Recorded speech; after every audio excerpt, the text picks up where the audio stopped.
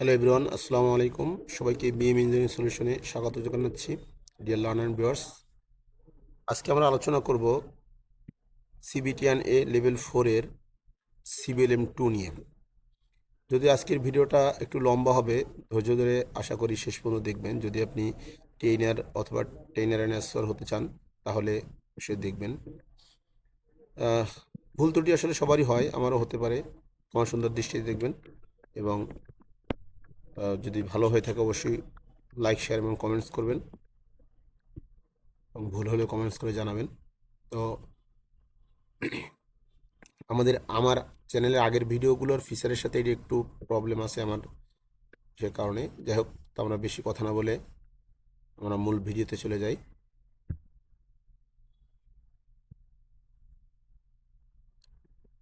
So welcome to our new session সিবিটিয়ান a level 4 competence based training and assessment level 4 এর presented by Bachchu Munshi. আমার একটা profile, এরপর আমার পরিচয় ট্রেনার অ্যান্ড অ্যাসেসর ইআইএম এনএসডিএ। আজকে আমাদের আলোচ্য বিষয় হলো সিবিএলএমস নাম্বার 2 নিয়ে। আমাদের সিবিএলএম, আমরা জানি সিবিএলএমস এর পূর্ণরূপ কম্পিটেন্সি বেসড লার্নিং ম্যাটেরিয়ালস। আমাদের আজকে লার্নিং ম্যাটেরিয়ালসের নাম হলো promote inclusive learning in a CBT environment. CBT পরিবেশে এই ইনক্লুসিভ লার্নিংটা কিভাবে করা যায় বা ইনক্লুসিভ লার্নিং চর্চা কিভাবে করা যায়, প্রমোট কিভাবে করা যায়, সেটা নিয়ে আমরা আলোচনা করব। সো এই মডিউলটা সম্বন্ধে একটু জানি আমরা। This module comprise 5 elements and 5 learning outcomes. এই মডিউলটা 5টা এলিমেন্ট এবং 5টা লার্নিং আউটকামস আছে। ডেরিভস ফ্রম ইউনিট অফ কম্পিটেন্সি। কোন ইউনিট অফ কম্পিটেন্সির আলোকে? এটা হলো ইভিটি ইএনভি 402A1। তার মানে হলো এটা একটা কোড নাম্বার, এই সিভিএলএম এর code number TVT environment volume বা ভার্সন 4। এটা 2 নম্বর CVLM promote inclusive learning in a CBT environment, আমাদের সিভিএলএম এর নাম। Upon completion of this module, the trainee must be able to, এই মডিউলটা কমপ্লিট করলে একজন ট্রেনি কি করতে সক্ষম হবে? যেমন 1 নম্বরে প্র্যাকটিস ইনক্লুসিভিটি প্র্যাকটিস করতে পারবে। Develop and implement work strategy to support inclusivity support করার জন্য বা সমর্থন করার জন্য এর যে কৌশল সেটা ডেভেলপ এবং বাস্তবায়ন, মানে উন্নয়ন এবং বাস্তবায়ন করতে পারবে।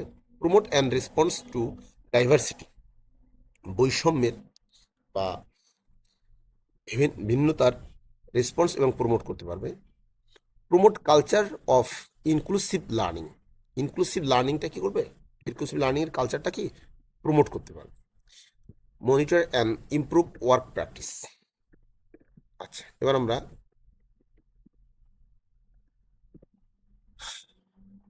ইনক্লুসিভিটি কি জিনিসটা এটা জানার চেষ্টা করি। Inclusivity Inclusivity means recognize, accommodating, and meeting the learning needs of all your learners. আপনার সকল বা তোমার সকল লার্নার বা শিক্ষার্থীর যে চাহিদাটা, এটাকে অ্যাকোমোডেটিং অ্যান্ড রিকগনাইজ, মানে স্বীকৃতি এবং অ্যাকোমোডেটিং করতে পারবা। It's means অ্যাকনোলজিং that your learners have a range of individual learning needs. কি বলছে? তোমার লার্নারের প্রত্যেকের যে আলাদা আলাদা লার্নিং চাহিদা, এটা স্বীকৃতি মানে স্বীকার করা। অ্যান্ড আর মেম্বার অফ ডাইভার্সিটি কমিউনিটিস, যারা বিভিন্ন সম্প্রদায় থেকে আসছে বা বিভিন্ন সম্প্রদায়ের সদস্য। এই যে আমরা যদি বাংলায় বলার চেষ্টা করি বা বাংলা বোঝার চেষ্টা করি, ইনক্লুসিভিটি অর্থ হলো অন্তর্ভুক্তি বা সকলকে সমানভাবে অংশগ্রহণের সুযোগ করে দেওয়া। সহজভাবে বলতে গেলে সমাজ, শিক্ষা, কর্মক্ষেত্র বা কোনো প্রতিষ্ঠান বা শিক্ষা প্রতিষ্ঠানে ধর্ম, লিঙ্গ, বয়স, জাতি, প্রতিবন্ধকতা বা অন্যান্য কোনো পার্থক্য বিবেচনা না করে সবাইকে সমান সুযোগ ও মর্যাদা দেওয়ার নীতিকে ইনক্লুসিভিটি বলে। তো আশা করছি বুঝতে পারছেন, এমন একটা পরিবেশ যে পরিবেশে কোনো জাতি, ধর্ম, বর্ণ, বয়স, লিঙ্গ কিছুই ভেদাভেদ না রেখে আমরা একই পরিবেশে নিয়ে আসব, এটাকেই বলা হয় ইনক্লুসিভিটি। এটা ছবির মাধ্যমে আমরা আসলে দেখতে পারি যে ইনক্লুসিভিটি বিষয়টা আসলে কি, এখানে চিত্রের মাধ্যমে ফুটিয়ে তোলার চেষ্টা করা হয়েছে। এখানে সবার ডান সাইডে যে আছেন এই ভদ্রলোকের পা নেই, একজন পঙ্গু মানুষ, এক পা হারানো। এরপরে আছে একজন ধার্মিক মহিলা, তারপর একজন অন্ধ ব্যক্তি, তারপর একজন স্মার্ট বর্তমান আধুনিক মেয়ে, এপাশে একটা আধুনিক ছেলে, এরপর একটা প্যারালাইজড মেয়ে, এবার দুটো শিক্ষিত ছেলে মেয়ে। তার মানে এরা ইনক্লুসিভিটি আওতায় চলে আসছে। তার মানে যার পা নাই, যে ধার্মিক, যে অন্ধ, যে স্মার্ট, সবাইকে নিয়ে একটা যে পরিবেশ তৈরি করা হয়, এটা বলে ইনক্লুসিভিটি। তো আশা করছি আপনারা বুঝতে পারছেন। এরপর আমরা জানি হোয়াই প্র্যাকটিস ইনক্লুসিভিটি। আমরা ইনক্লুসিভিটিটা প্র্যাকটিসটা কেন করব? এক নম্বরে বাই ফার্স্ট মানে করবো কেন বিষয়টা হলো by fostering and promoting an inclusive learning culture. কী করবো? এই ইনক্লুসিভ লার্নিং কালচারটাকে আমরা ফস্টারিং করবো, প্রমোট করবো, মানে লালন পালন করবো এবং প্রমোট করবো। Training and or assessment organising. Training centre মধ্যে ট্রেনিং অ্যান্ড বলা হচ্ছে ট্রেনিং সেন্টার অথবা অ্যাসেসমেন্ট সেন্টার বা অর্গানাইজেশন ক্যান কি পারে? এক নম্বর পারে prepare its learner to work more effectively. এই যে ইনক্লুসিভিটি প্র্যাকটিসটা যদি আমরা করি, তাহলে এই যে ট্রেনিং সেন্টার অথবা অ্যাসেসমেন্ট সেন্টারে কী হতে পারে? লার্নারদের কি মোর ইফেক্টিভলি করতে পারে, মোর কার্যকারিতা হতে পারে। And flexibly in diverse workplace and communities. এবং বিভিন্ন সম্প্রদায় এবং কর্মক্ষেত্রে কি নমনীয়তা তৈরি করতে পারে। কোনটা? এই প্রিন্সিপাল অফ মানে ইনক্লুসিভিটি প্র্যাকটিসের মাধ্যমে। 2 নম্বর কি হচ্ছে? Provide more learners and clients with better quality services. তার মানে হলো এই ইনক্লুসিভিটির মাধ্যমে লার্নারদেরকে অথবা ক্লায়েন্টদেরকে বা ভোক্তাদেরকে কি করা যায়? আরও বেটার কোয়ালিটি সার্ভিস পাওয়া যায় বা আদায় করা যায় in an increasingly competitive market. এই যে বর্তমান ক্রমবর্ধমান প্রতিযোগিতামূলক মার্কেটে। 3 নম্বর কি বলছি? Ensure it's meets it's obligation arising out of legislation and standard. তার মানে এই মানদণ্ড এবং আইনের বাহিরে যেও আমরা কি করতে পারি? এর বাধ্যবাধকতা নিশ্চিত করতে পারি। আমাদের এই যে আইন বা স্ট্যান্ডার্ড, এর বাহিরে যেয়ে কিন্তু আমরা এর বাধ্যবাধকতা নিশ্চিত করতে পারি। এবার আসছে কেন অন্তর্ভুক্তিগত বা চর্চা করা উচিত। আমরা বাংলায় বলি, এত আমি ইংলিশ বললাম, বাংলায় কি বলছে? অন্তর্ভুক্তিমূলকতা চর্চা করা গুরুত্বপূর্ণ কারণ এটি একটি এমন পরিবেশ তৈরি করে যেখানে সবাই নিজেকে সম্মানিত, মূল্যবান এবং গ্রহণযোগ্য মনে করেন। যখন বিভিন্ন পটভূমি, সংস্কৃতি, লিঙ্গ, ধর্ম, ভাষা বা সক্ষমতার মানুষ সমান সুযোগ পায়, তখন তারা তাদের দক্ষতা ও সম্ভাবনা আরও ভালোভাবে প্রকাশ করতে পারে। এখন এর অন্তর্ভুক্তির কিছু প্রধান উপকারিতা আছে। যেমন উপকারিতা কি? 1 নম্বরে আমরা কি উপকারিতা দেখতে পাই? উপকারিতা হলো সমতা ও ন্যায় বিচার নিশ্চিত করে। সবাইকে সমান মর্যাদা ও সুযোগ দেওয়া হয় ইনক্লুসিভিটির মাধ্যমে, তাহলে সমতা ও ন্যায় বিচার নিশ্চিত হয়। 2 নম্বর কি? পারস্পরিক সম্মান বৃদ্ধি করে। ইনক্লুসিভিটিতে কী করে? মানুষের মধ্যে বোঝাপড়া ও সহমর্মিতা গড়ে উঠলে পারস্পরিক সম্মান বৃদ্ধি করে। 2 নম্বর কি বলছে? 3 নম্বরে, এটা আসলে 3 হবে, 2 জায়গায় ডাবল হয়ে গেছে। সৃজনশীলতা ও উদ্ভাবনতা বাড়ায়। তার মানে কি? একটা আমার ক্রিয়েটিভিটি এবং ইনোভেটিভ আইডিয়াগুলো বৃদ্ধি করে। কেন বৃদ্ধি করে? বিভিন্ন অভিজ্ঞতা ও দৃষ্টিভঙ্গির নতুন ধারা জন্ম দেয়। কারণ যেহেতু এখানে সকল ধর্ম, বর্ণ, শিক্ষিত, অশিক্ষিত, নারী, পুরুষ সবাই আসবে, তো এক একজনের কাছ থেকে একটা মতামত পাওয়া যায়, ইনোভেটিভ আইডিয়া পাওয়া যায়। এই জন্য এর সৃজনশীলতা ও উদ্ভাবনতা বাড়ায়। 4 নম্বর যেটা 3 লেখা আছে, দলগত কাজের মান উন্নয়ন করে। মানে সবাই অংশগ্রহণের সুযোগ পেলে, সহযোগিতা বৃদ্ধি পেলে দলগত কাজটা বৃদ্ধি পায় এবং এটা ইফেক্টিভ হয় ভালো। বৈষম্য, সামাজিক বিভাজন কমায়। কী হয়?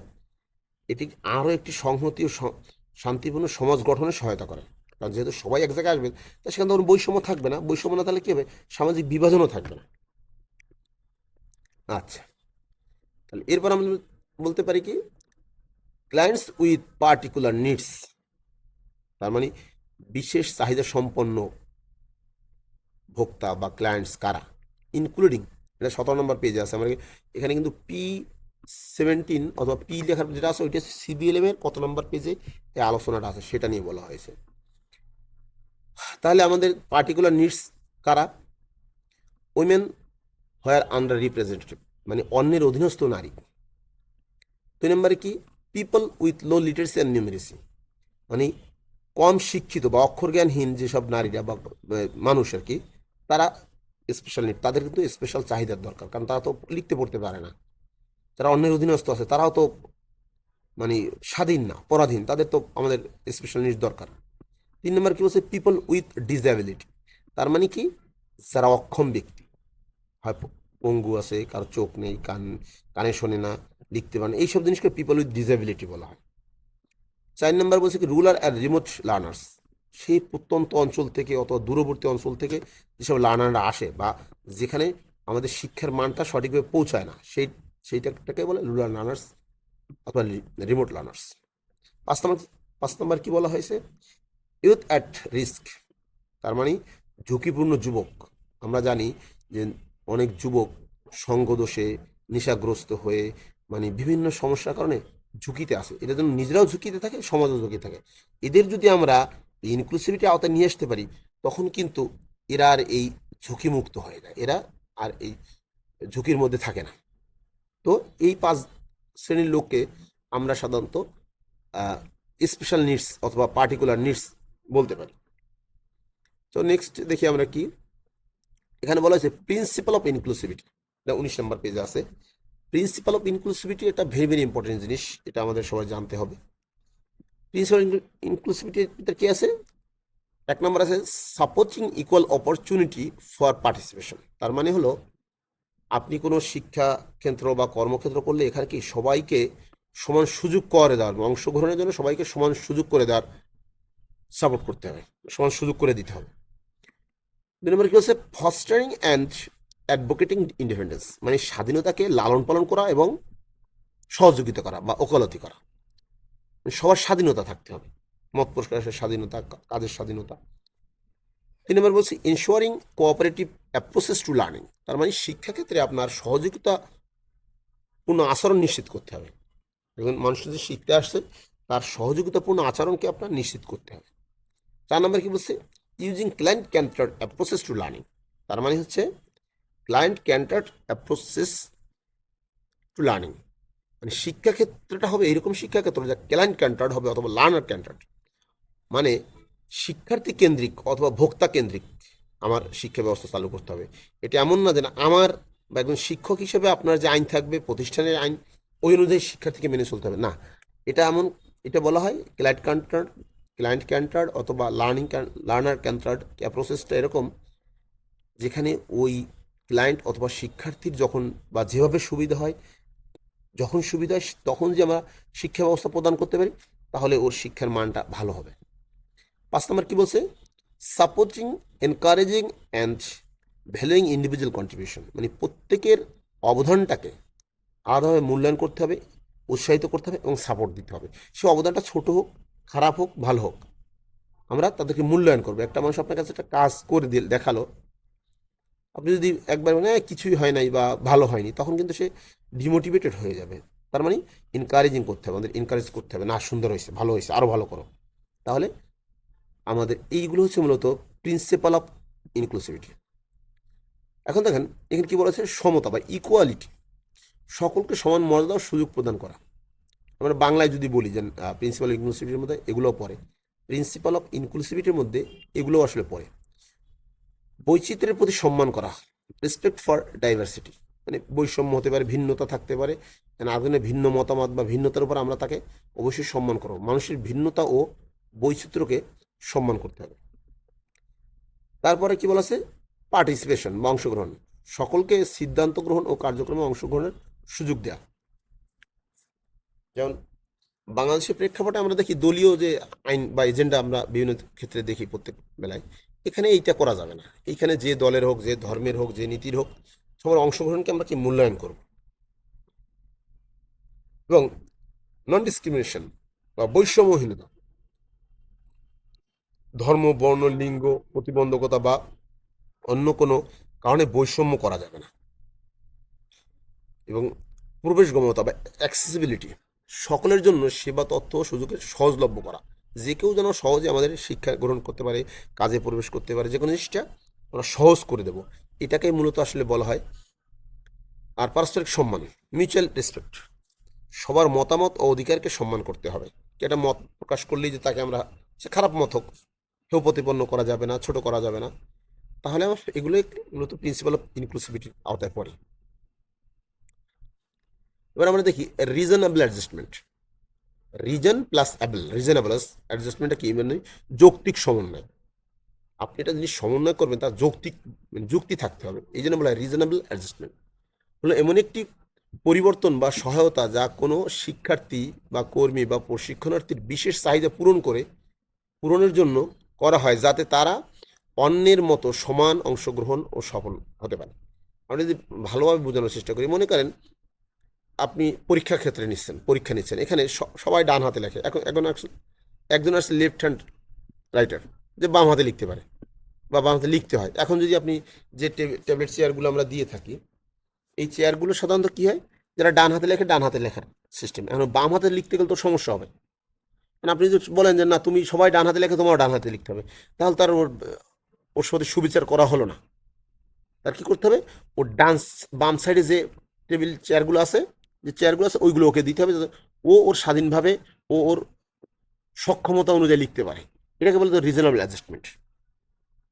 আমরা যদি সংক্ষেপে বলি, কোনো ব্যক্তির শারীরিক, মানসিক বা শেখার ক্ষেত্রে থাকা প্রতিবন্ধকতা বা বিশেষ প্রয়োজন বিবেচনা করে পরিবেশ, পদ্ধতি বা উপকরণ উপযুক্ত ও বাস্তবসম্মত পরিবর্তন আনাটাকেই আমরা কি বলতে পারি, রিজনেবল অ্যাডজাস্টমেন্ট বলতে পারি।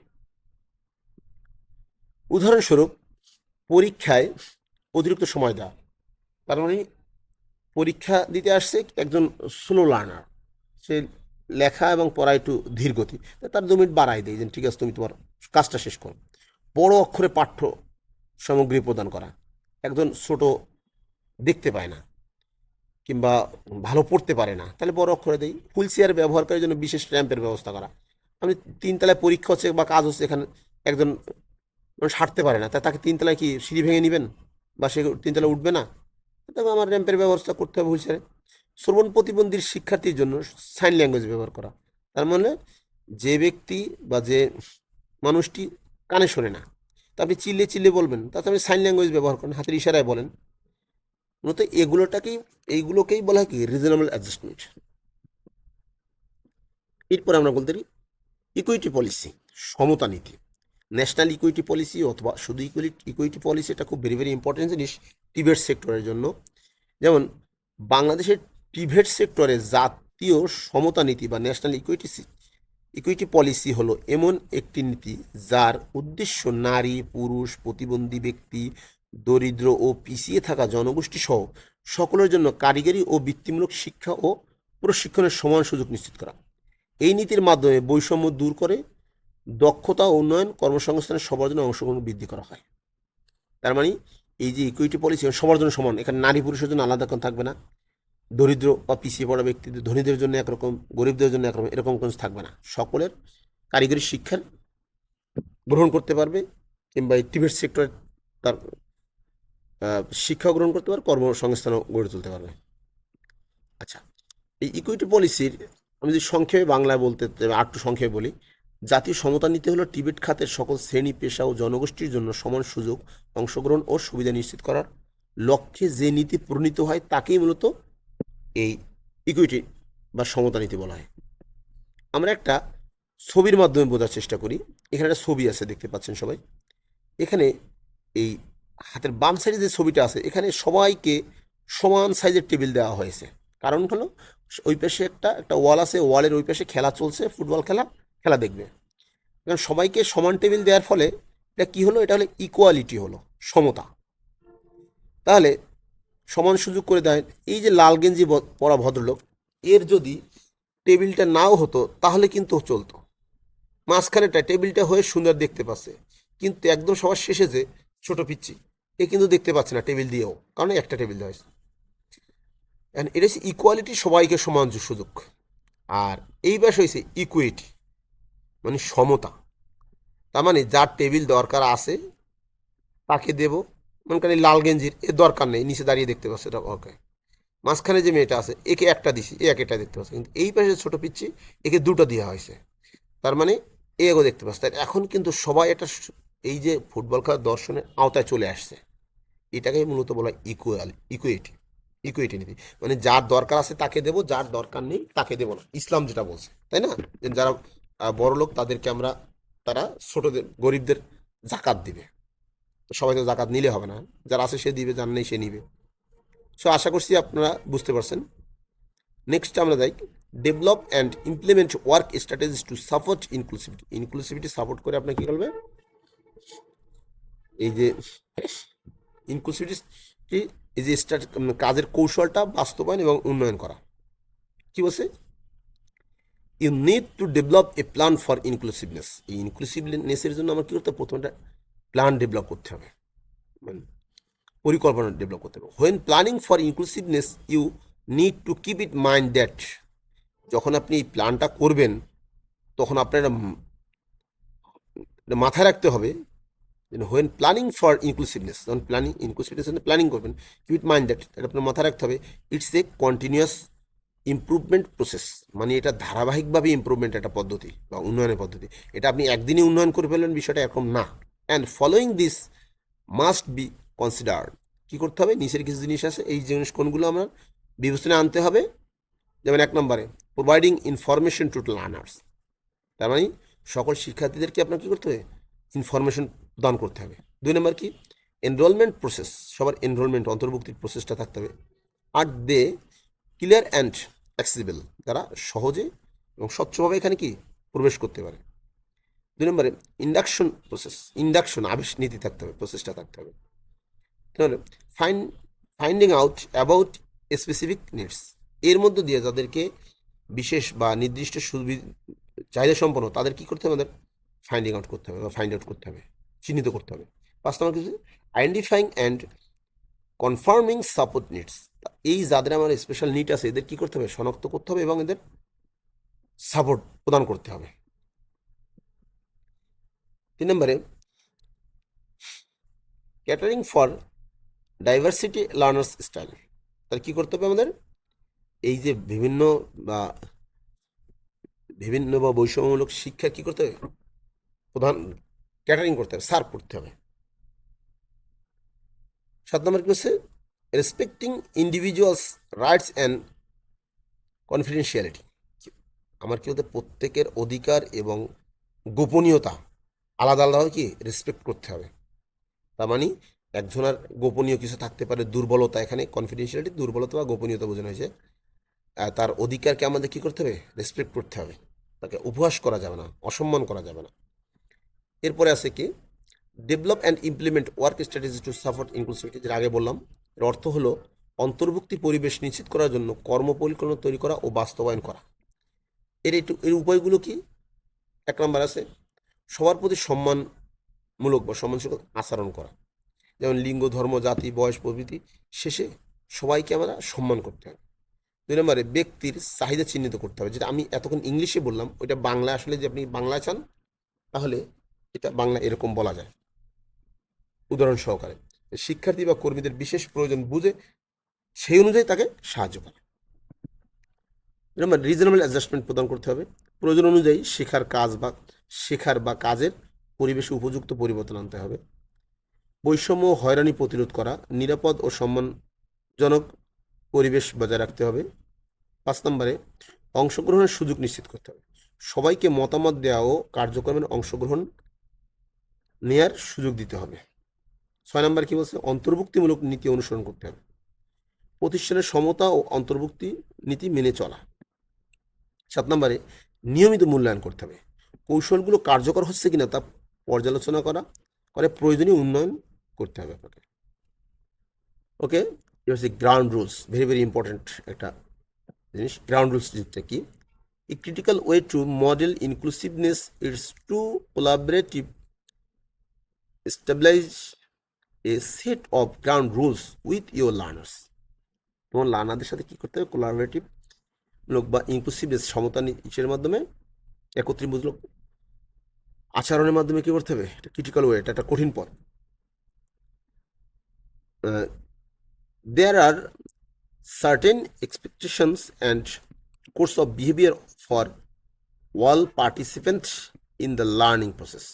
ওকে, তাহলে আমরা যেটা ভেঙে ভেঙে বলি, গ্রাউন্ড রুলস হলো প্রশিক্ষণ কার্যক্রমের সুষ্ঠু পরিচালনার জন্য প্রশিক্ষক শিক্ষার্থীদের অনুসরণ মৌলিক নিয়ম ও আচরণবিধি। অ্যান্ড গ্রাউন্ড রুলস, আমি যদি একটু এই ইংলিশ বাংলা বাদ দিয়ে আমি সহজে বলি, গ্রাউন্ড রুলস এটা একটা মূলনীতি বা একটা শিক্ষা প্রতিষ্ঠানের যে নিয়ম কানুনটা সবার জন্য মেনে চলতে হয়।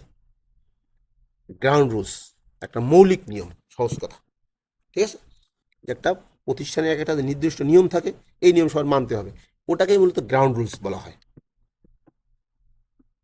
সংক্ষেপে কিছু গ্রাউন্ড রুলস আমরা আলোচনা করি। এবং সময় মতো ক্লাসে উপস্থিত থাকা, আমি সবাইকে বললাম সবাইকে সময় মতো ক্লাসে উপস্থিত হবে, এটা গ্রাউন্ড রুলসের মধ্যে পড়ে। ক্লাস 9টা থেকে 3টা, আমি 9টায় সবার আসতে হবে। সকলের প্রতি সম্মানজনক আচরণ করতে হবে, সবাই সবার প্রতি সম্মানজনক আচরণ করবো, খবরদার। কারণ নারী পুরুষ কোনো ভেদাভেদ করা যাবে না, কোনো ধর্ম বর্ণ বৈষম্য আচরণ করা যাবে না, এটাই আসলে গ্রাউন্ড রুলসের মধ্যে পড়ে। বৈষম্য, হয়রানি, বুলিং থেকে বিরত থাকতে হবে।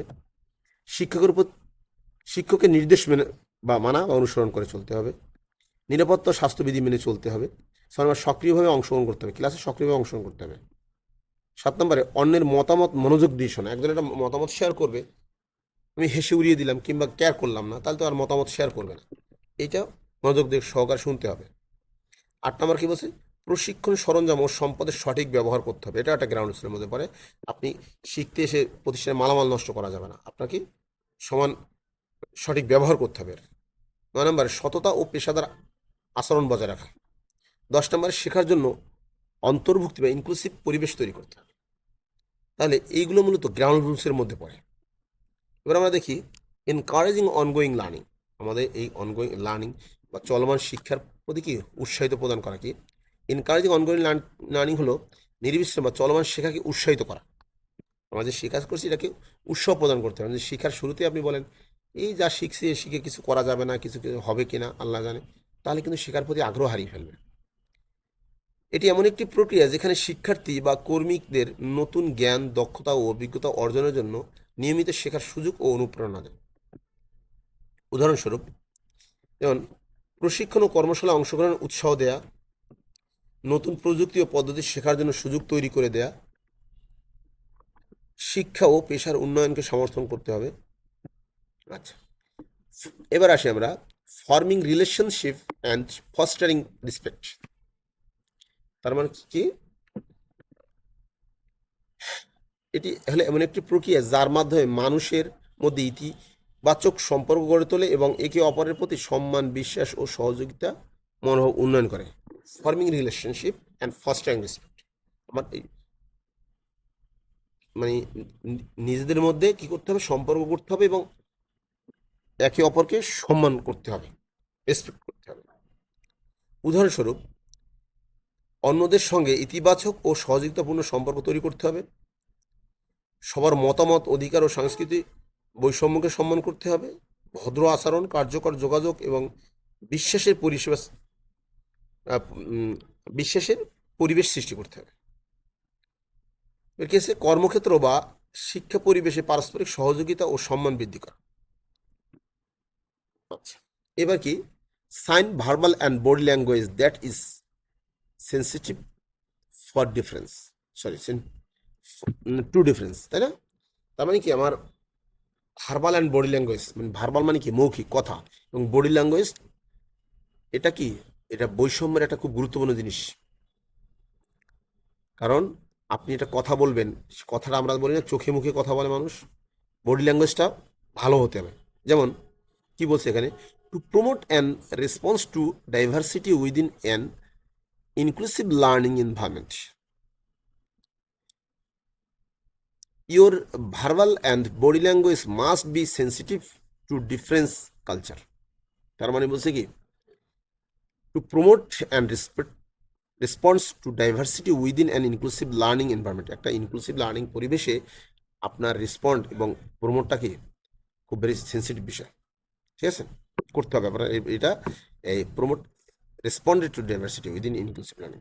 Your verbal and body language must be sensitive two difference culture, বিভিন্ন অথবা ব্যাকগ্রাউন্ড, বিভিন্ন ব্যাকগ্রাউন্ড অথবা কালচারে বা আপনার কি ব্যাকগ্রাউন্ড, এইটা কি করে আপনার কথা বা বডি ল্যাঙ্গুয়েজই প্রকাশ পায়, অবশ্যই প্রকাশ পাবে। And difference in physical and intellectual abilities, আপনার যে ইন্টেলেকচুয়াল বা মেধাবীর যে অ্যাবিলিটি সক্ষমতা বা ফিজিক্যাল সক্ষমতা, এইটা কি করবে, এটা কিন্তু আপনার আচরণ, কথা, চলনভঙ্গিতে, বাচনভঙ্গিতে প্রকাশ পাবে। টু অ্যাচিভ দিস, এটা অর্জন করে এর মাধ্যমে, বা এর মাধ্যমে অর্জন করা যায় আপনার ফিজিক্যাল বা ইন্টেলেকচুয়াল অ্যাবিলিটিসের মাধ্যমে। You must use verbal and body language that, কী করবে, এই যে বাংলা আমি একটু ভালো করে বাংলায় বলতে চাই, একটি অন্তর্ভুক্তি শিক্ষা পরিবেশের বৈচিত্র্যকে উৎসাহিত করে এবং তার প্রতি সাড়া দেয়। সাড়া দিতে আপনার বচনভঙ্গি ও শারীরিক ভাষা অবশ্যই ভিন্নতা ও পটভূমির শারীরিক ও বুদ্ধিমত্তার সক্ষমতার উপর প্রতি সংবেদনশীল হতে হবে। এটি অর্জন করতে আপনাকে এমন বাচনভঙ্গি ও শারীরিক ভাষা ব্যবহার করতে হয় যা দ্যাট, কি বলছে এখানে, এক নম্বরে language that recognise and values individual difference, আপনার ভাষাটা স্বীকৃতি দেয় এবং মূল্যায়ন করে কি ডিফারেন্স। আপনি এমন ভাষা ব্যবহার করলেন, এমন দৃষ্টিভঙ্গি ব্যবহার করলেন যে আপনি বৈষম্য সৃষ্টি হয়ে গেছে, তাই সেটা তো হবে না। ল্যাঙ্গুয়েজ দ্যাট সাপোর্ট ইনক্লুসিভিটি, আমি এমন ভাষা ব্যবহার করবেন যেটা কি ইনক্লুসিভিটিকে সাপোর্ট করে। ল্যাঙ্গুয়েজ দ্যাট সাপোর্ট ইনক্লুসিভিটি, আপনি এমন ভাষা ব্যবহার করবেন যেটা সবাইকে কি সাপোর্ট করে। 2 নম্বর কি, language that is non discriminatory, তার মানে কি আপনি এমন ভাষা ব্যবহার করেন যেখানে কোনো বৈষম্য থাকবে না। 4 নম্বরে language that does not devalue, denote and derogate, তার মানে আপনি এমন ভাষা ব্যবহার করেন যেটা মানুষকে অবমূল্যায়ন, অপমান বা অবজ্ঞা না করে। Language that does not suggest fear, আপনি এমন ভাষা ব্যবহার করেন যেটা মানুষকে কি ভয় দেখায় না। মিসট্রাক্ট অর ল্যাক অফ আন্ডারস্ট্যান্ডিং, এবং যেখানে কোনো বোঝার কোনো ল্যাক থাকে না, অভাব না থাকে, এমন ভাষা ব্যবহার করতে হবে। 6 নম্বর কি বলছে, language that does not label or suggested assumption about capability, মানে এমন ভাষা ব্যবহার করতে হবে যেখানে তার সক্ষমতার বিষয়ে যেন কোনো অ্যাজাম্পশন, মানে মন্তব্য না করে, তোমার দ্বারাই হবে না, বা তুমি পঙ্গু, অথবা তুমি একটা তার দুর্বল পয়েন্ট নিয়ে তাকে কোনো খোটামূলক কথা বলা যাবে না। তার মানে এর বাংলা অর্থগুলো কি, এমন ভাষা বা যা ব্যক্তির ভিন্নতাকে স্বীকৃতি দেয় ও মূল্য দেয়, এমন ভাষা ব্যবহার করেন যা অন্তর্ভুক্তিমূলকতাকে সমর্থন করে, এমন ভাষা যা বৈষম্যহীন, এমন ভাষা, আচ্ছা যেটা আমি বললাম ওইগুলো এসে বাংলা এখানে সময় নষ্ট করে লাভ নেই। Promote a culture of inclusive learning, এই জিনিসটার মধ্যে কি, অন্তর্ভুক্তি শিক্ষার সংস্কৃতি গড়ে তোলা হলো এমন এক পরিবেশ তৈরি করা যেখানে সবাইকে সম্মান করা হয়, বৈচিত্র্যকে গ্রহণ করা এবং সকল শিক্ষার্থীদেরকে শেখার সুযোগ দেয়। এইটা বলা হয় যে promote culture of inclusive learning. আসলে এই সিবিএলএমটা কিন্তু মূল কথা একই জায়গায়, আপনি প্রত্যেকটা টপিকে কিন্তু একই জিনিস আলোচনা করা হয়। আচ্ছা, উদাহরণস্বরূপ সকল শিক্ষার্থীর সমানভাবে আচরণ করা, বৈষম্য হয়রানি প্রতিরোধ করা, বিভিন্ন শিক্ষার চাহিদা অনুযায়ী শিক্ষণ পদ্ধতি ব্যবহার করা, সবাইকে আলোচনা ও কার্যক্রমে অংশগ্রহণের সুযোগ করে দেয়া, এটি টিভেট ও শিক্ষাক্ষেত্রের অন্তর্ভুক্তি পরিবেশ তৈরির একটি গুরুত্বপূর্ণ নীতি। আচ্ছা, বুঝছি আমরা removing barriers for person with disability, তার মানে কি অক্ষম ব্যক্তির ভিতরে কি করতে হবে, ব্যারিয়ার রিমুভ করতে হবে, বাধা রাখা যাবে না। যে একজন ডিসএবিলিটি, সে অক্ষম ব্যক্তি, তার প্রতি আমার কোনো বৈষম্য রাখা যাবে না, যে ভালো করে বলি। Strategy to including person with disability in the class, তার মানে ক্লাসরুমে যে পিডাব্লিউডি বলা হয়, পার্সন উইথ ডিসএবিলিটিস, এদের সাথে কোনো বৈষম্য রাখা যাবে না। এদের একত্রিতকরণে আমার স্ট্র্যাটেজি টু ইনক্লুড, মানে এদেরকে ইনক্লুড করার কৌশল অবলম্বন করতে হবে। যেমন 1 নম্বর কি বলছে, all the time keep focus on what a person with disability can do, তার মানে কি একজন অক্ষম ব্যক্তি কি পারে, কোন জিনিসটা ভালো পারে, এর প্রতি আমার ফোকাস রাখতে হবে, মানে এটা উৎসাহ প্রদান করা যায় না। পিডাব্লিউডিএস মানে অথবা person with disability long to be normal and be seen as normal as much as possible, যতদূর সম্ভব একজন অক্ষম ব্যক্তিকে কী করতে হবে, স্বাভাবিক কথা বলতে হবে, স্বাভাবিক দৃষ্টিতে দেখতে হবে, আপনার বাচনভঙ্গি, আপনার কথা যদি তাকে বুঝিয়ে দেয় যে সে অক্ষম, তাহলে কিন্তু সে হতাশ হয়ে যাবে, কাজ করতে পারবে না, শিখতে পারবে না। Try to treat them normal and like everyone else, মানে প্রত্যেককে কি স্বাভাবিক দৃষ্টিতে দেখতে হবে এবং স্বাভাবিক আচরণ করতে হবে প্রত্যেকের সাথে। 2 নম্বর হচ্ছে কি, find out the strength of PWDs and capabilities on them. তার মানে হলো কি, ওই অক্ষম ব্যক্তির কোনটা শক্তিশালী বা কোনটা স্ট্রেংথ সাইড কোনটা, তার ভালো পয়েন্ট কোনটা, অ্যান্ড ক্যাপাবিলিটি কি তার, এইটা আপনার কি করতে হবে, শনাক্ত করতে হবে। They need to feel as successful as any other person to. তার মানে কি, আপনি তার স্ট্রং সাইডটা ধরে, তার ক্যাপাবিলিটি ধরে এমনভাবে বলবেন যাতে সেও বুঝতে পারে যে না, আমি অন্যদের মতো আমি একজন সাকসেসফুল ব্যক্তি। Acknowledge their achievement and praise one their accomplishment. তার মানে আপনার তার অর্জনকে কি স্বীকৃতি দিতে হবে, স্বীকার করতে হবে, এবং তাদের অংশগ্রহণের কারণে তাদের কি করতে হবে, পুরস্কৃত করতে হবে, ভালো খুশি করতে হবে তাদেরকে। 3 নম্বর কি বলছে, keep your expectation of the PWDs high. তার মানে এই যে পিডাব্লিউডি এরা পার্সন উইথ ডিসএবিলিটির প্রতি আপনার প্রত্যাশা কি হাই থাকতে হবে। They are capable of achieving like any other normal person. তাদের কি করতে হবে, অন্য নর্মাল বা স্বাভাবিক মানুষের মধ্যে তাদেরকে যেন অর্জন করতে পারে, এমনভাবে আপনার প্রত্যাশাটা থাকতে হবে। আচ্ছা, এরপর কি আছে, এরপর আমরা আলোচনা করব strategy to ensure gender inclusivity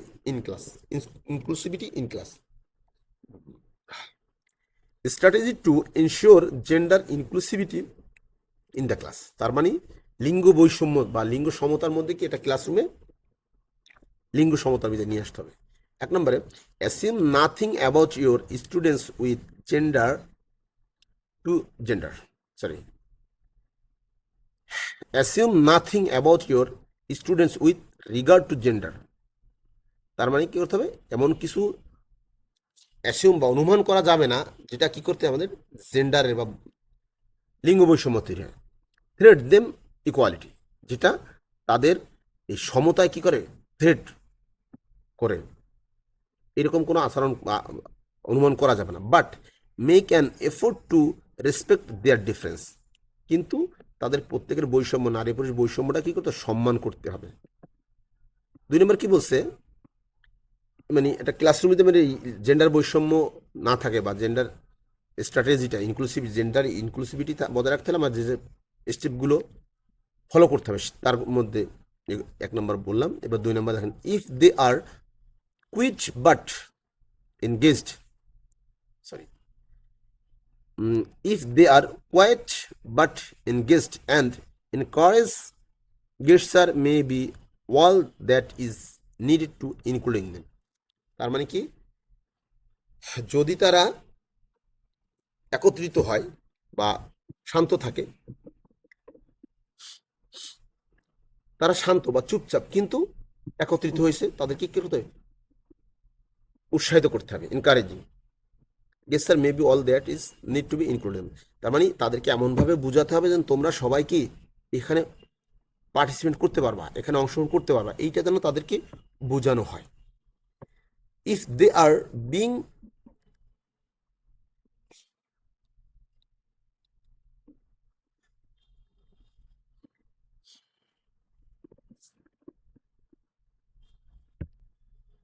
আচ্ছা, তো এখানে কি বললো 2 নম্বরে। 3 নম্বরে, if they are being intimidated or interrupted by others in the class. যদি তারা, মানে মনে করেন নারীদের বলা হয়েছে, যদি তারা অন্যদের দ্বারা কি কোনো ভয় ভীতি বা থ্রেট সম্মুখীন হয়ে থাকে, your protective intervention may be called for in a way that gives them strength.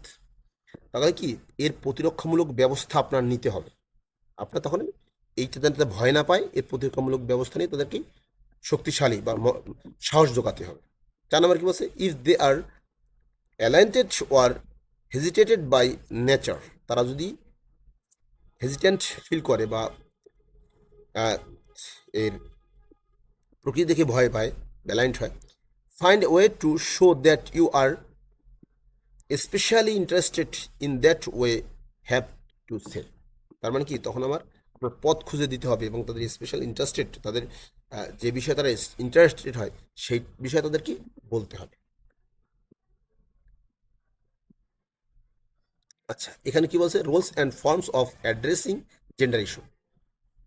এখানে এখানে একটু প্রবলেম আছে আমার, সে মিসিং এ হয়েছে।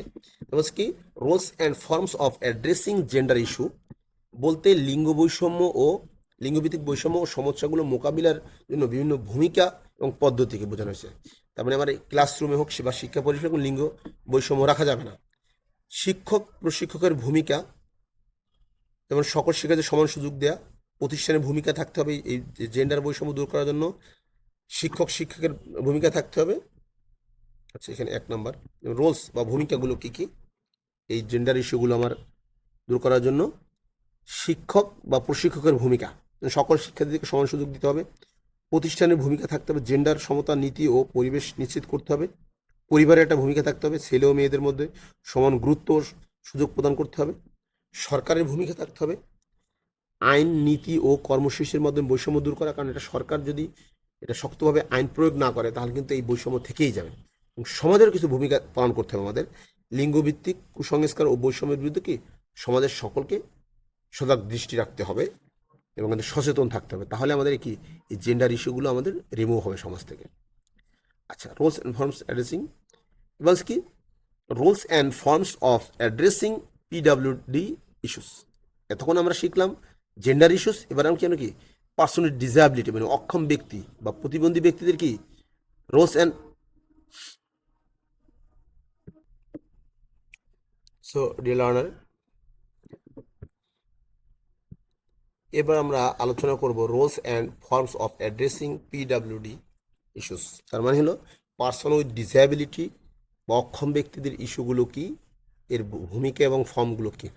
তখন আমরা জেন্ডার ইস্যুগুলো দেখছিলাম। ওকে, পার্সোনাল ডিসএবিলিটি ইস্যুস এর মধ্যে বা এর roles and forms of addressing বলতে প্রতিবন্ধী ব্যক্তিদের সমস্যা সমাধান ও অন্তর্ভুক্তি নিশ্চিত করার জন্য বিভিন্ন পক্ষের ভূমিকা এবং ব্যবহৃত পদ্ধতিগুলোকে বোঝানো হয়েছে।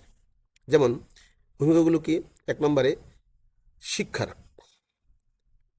প্রশিক্ষক অথবা শিক্ষকের, যেটা জেন্ডার ইস্যু যেগুলো যেরকম ছিল, জেন্ডার ইস্যুতেও যাদের মূলত ভূমিকা এখানেও ঠিক একই ভূমিকা। 1 নম্বর শিক্ষক, প্রতিবন্ধী বা শিক্ষার্থীদের উপর ও উপযোগী শিক্ষা ও সহায়তা প্রদান করতে হবে শিক্ষকের।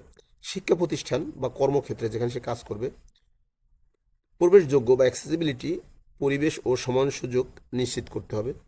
পরিবারের একটা সহায়তা থাকতে হবে বা ভূমিকা থাকতে হবে, পরিবারের সহায়তা উৎসাহ ও সামাজিক অন্তর্ভুক্তি নিশ্চিত করতে হবে।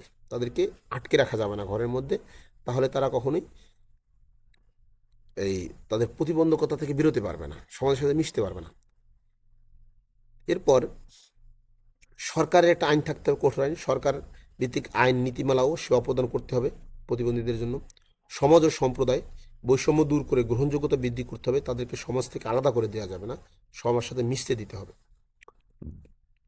এরপর সহকর্মী ও সহপাঠী যদি তারা স্কুলে বা কোথাও লেখাপড়া করে তাদেরকেও সহযোগিতা করতে হবে, প্লাস যেখানে কাজ করবে তাদেরও তাদের সাথে অন্তর্ভুক্তি এবং আচরণ করতে হবে।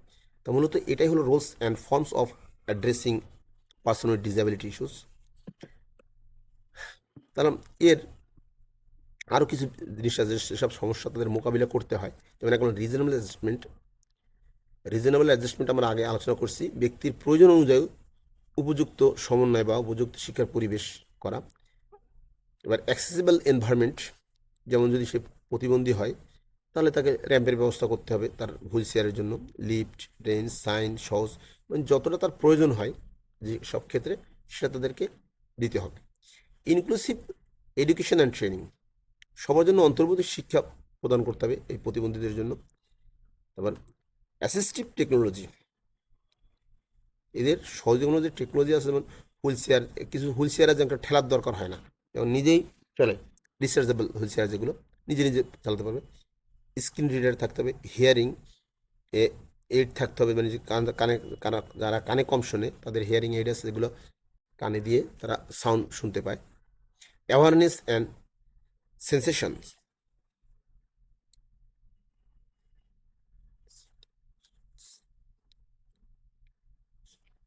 অ্যাওয়ারনেস অ্যান্ড সেন্সিটাইজেশনস, প্রতিবন্ধকতা ও সম্পর্কের সচেতনতা বৃদ্ধি করতে হবে।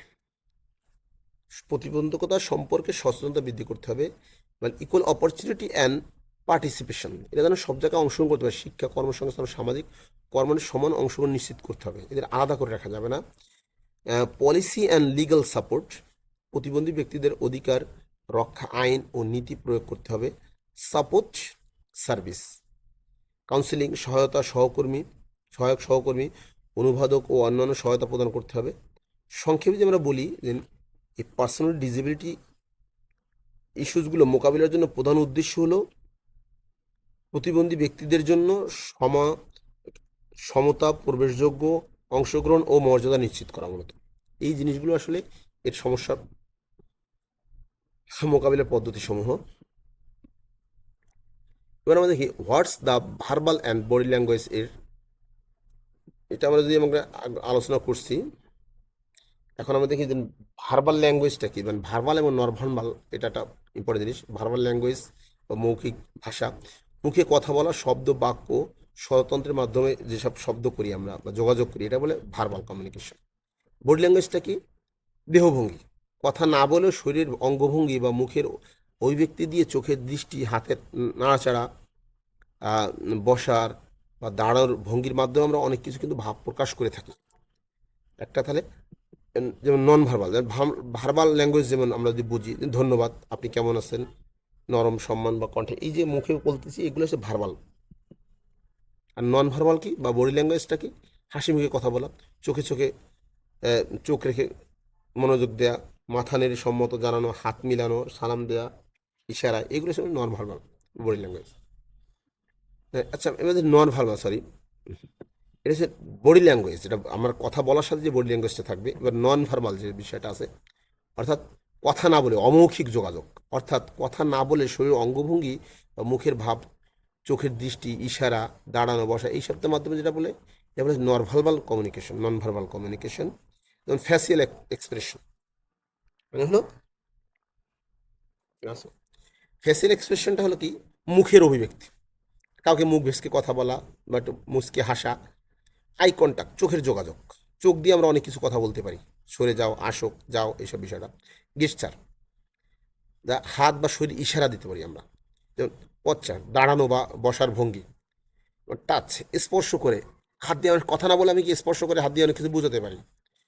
টোন অফ ভয়েস, মানে কণ্ঠস্বর, কেউ একটা কথা বলো না, মানে কথা বলো এই যে আমরা কথা বলতেছি, এটা কিন্তু আমি শব্দ উচ্চারণ করলাম না, কিন্তু যে কণ্ঠের ওঠানামা, এটা দিয়েও কিন্তু মানুষকে অনেক কিছু যোগাযোগ, অনেক কিছু বোঝানো যায়। এটা বলা হয় টোন অফ ভয়েস। দেখেন, এখানে আমরা কিছু ছবিতে বোঝার চেষ্টা করি যে নন ভার্বাল কমিউনিকেশন জিনিসটা কি। কথা ছাড়াও শরীরের অঙ্গভঙ্গি দিয়ে, যেমন মুখের অভিব্যক্তি, প্রথম ছবিটা ডান পাশে প্রথম উপরে 4টা ছবি আছে, একটা হাসতো, একটা একটু রাগান্বিত, একটা চোখের ইশারা। এরপরে চোখের যোগাযোগ, চোখ মানে আই কন্ট্যাক্ট যেটা বলি আমরা। এরপর হাতের ওই ইশারা দিয়ে বোঝানো হয়েছে, ভঙ্গি, বসার দৃষ্টি দিয়ে, স্পর্শ, টাচ বা হ্যান্ডশেক দিয়ে। এবার দূরত্ব বজায় রেখে, যেমন অতিরিক্ত কাছে অথবা অতিরিক্ত খুব দূরে নয়, সঠিক দূরত্ব বজায় রেখে আমরা বলতে পারি। কণ্ঠস্বরে ওঠানামা, শ্রবণ বা একটা কথা বললে কেউ মনোযোগ সহকারে শোনা, এগুলো নন-ভার্বাল কমিউনিকেশনের মধ্যে পড়ে। আচ্ছা, এবার একটা আমরা বিষয় আলোচনা করবো, এটা হচ্ছে monitor and improve work practice. এর বলা হয় পিডিসিএ, প্ল্যান, আবার ফর্ম অথবা ডু, চেক, অ্যাক্ট। বিষয়টা কি আমরা একটু দেখার চেষ্টা করি।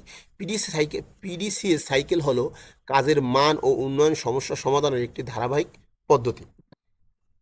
এটা হলো পি ফর প্ল্যান, মানে পরিকল্পনা, কি সমস্যা আছে এবং কিভাবে সমাধান করা যায় হতে পারে তার একটা পরিকল্পনা করা।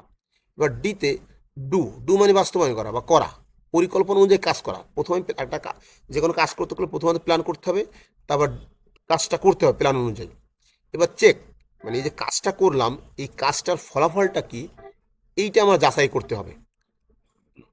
যদি ভালো হয় তাহলে কি করতে হবে? অ্যাক্ট বা অ্যাকশন বা ব্যবস্থা গ্রহণ করতে হবে। ফল ভালো হলে তা স্থায়ীভাবে চালু করা, আর সমস্যা থাকলে তার নতুন করে পরিকল্পনা করে ত্রুটি পূর্ণ করা। এটাকে বলা হয় পিডিসিএ সাইকেল। মানে কোনো কাজ করার পূর্বে আমাদের পিডিসি সাইকেল অনুসরণ করতে হয়। ওয়াই পিডিসি সাইকেল বা পিডিসি সাইকেল কেন ব্যবহার করা হয়? এক নম্বরে,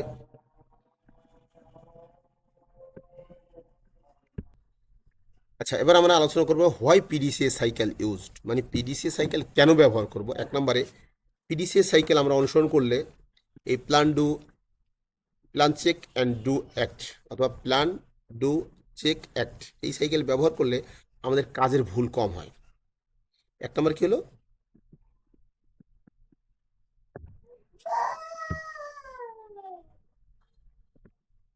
দুই নম্বরে গুণগত মান উন্নত হয়। তিন নম্বরে সমস্যার কারণ খুঁজে পাওয়া যায়। চার নম্বরে অফিস, কারখানা বা ব্যবসা বা টিবেট প্রশিক্ষণ ক্ষেত্রে বা টিবেট সেক্টরে কাজের উন্নতির জন্য খুবই জনপ্রিয় একটা অ্যাক্ট। যেমন এখানে পিডিসি সাইকেল একটা ধারাবাহিক উন্নয়ন আছে। প্রথমত কি, সমস্যা চিহ্নিত করার জন্য প্ল্যান করা, যেমন সমস্যা চিহ্নিত করুন ও লক্ষ্য নির্ধারণ করুন, কি, কেন, কখন, কিভাবে কাজটা করতে হবে। উদাহরণ, কারখানা পণ্যের ত্রুটি বেশি হচ্ছে কিনা, ত্রুটি কমানোর পরিকল্পনা করা। দুই নম্বরে ডু, এবং এই প্ল্যান অনুযায়ী কাজটা করা বা চেকটা কি, কাজের ফলাফলটা কি এটা চেক করা। যদি ভালো হয় তাহলে কি অ্যাক্ট বা অ্যাকশন, আমার কি যদি লক্ষ্য অর্জিত হয় তাহলে স্থায়ীভাবে কাজটা আমার করা। এটাই মূলত এটা পিডিসি সাইকেলের। So dear learner and viewers, সকলকে অসংখ্য ধন্যবাদ দীর্ঘক্ষণ ধৈর্য ধরে ক্লাসটা দেখা, এবং আশা করি যদি কিছু না কিছু শিখতে পারবেন অবশ্যই। এবং পরের ক্লাস দেখার জন্য সবাইকে আমার সাথে থাকার জন্য অসংখ্য ধন্যবাদ। অবশ্যই লাইক, শেয়ার এবং কমেন্টস করবেন। আশা করছি ধারাবাহিকভাবে প্রত্যেকটা সিভিএলএম আলোচনা আপনারা পাবেন। তো সবাইকে অসংখ্য ধন্যবাদ। আল্লাহ হাফেজ।